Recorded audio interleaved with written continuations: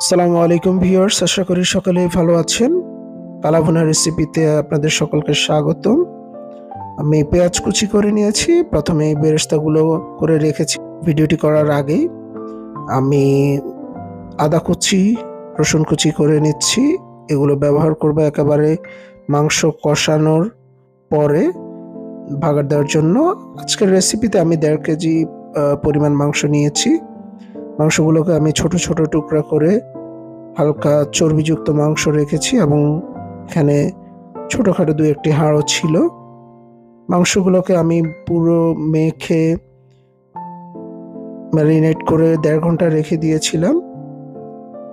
যে মশলাগুলো আমি এই মাংসে ইউজ করেছি সেটি হচ্ছে পেঁয়াজের বেরেস্তা, স্টার, এলাচি, দারচিনি, টক দই, সরিষার তেল পরিমাণ মতো। স্টার ব্যবহার করবেন, স্টার দিলে মাংসের ফ্লেভারটা ভালো আসে। 2 চামচ হলুদের গুঁড়া, 2 চামচ মরিচের গুঁড়া এবং কাঁচা পেঁয়াজ যেগুলো কুচি কুচি করে রেখেছিলাম সেগুলো, জিরার গুঁড়া, কালো গোলমরিচ এবং গরম মশলা দিয়ে পুরো মাংসগুলোকে ভালো করে মেখে, তেজপাতাও দিবেন এবং আদা বাটা, রসুন বাটা এগুলো পরিমাণ মতো দিবেন। দিয়ে 1 ঘন্টা ম্যারিনেট করে রেখে দিবেন এবং ম্যারিনেট করার 1-1.5 ঘন্টা পার হলে সেটিকে একেবারে হালকা আঁচে, কোনো রকম পানি ব্যবহার না করে মাংসগুলোকে আস্তে আস্তে কষাতে থাকবেন এবং ধীরে ধীরে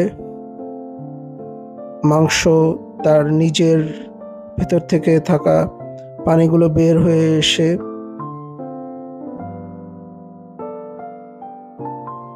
কষতে থাকবে এবং দেখতে পাচ্ছেন আস্তে আস্তে মাংসগুলো ভাজা ভাজা হয়ে আসছে এবং 1-1.5 ঘন্টা রান্নার পর মাংসে ওই যে প্রথমে কুচি করা রসুন এবং কিছু শুকনা মরিচ দিয়ে আদা কুচিগুলোকে ভাগার দিয়ে 4-5 মিনিট দমে রেখে দেবেন।